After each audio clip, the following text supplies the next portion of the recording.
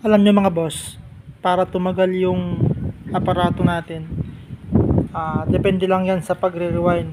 Para tumagal mga boss, yung aparato natin, tumagal yung buhay niya, kailangan nyo lang i-rewind ng mahigpit. Mahigpit mga boss, dapat hindi aalog-alog yung pagkaka-rewind.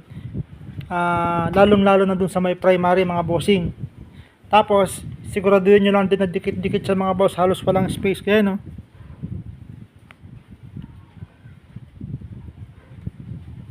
tapos dapat alam nyo yung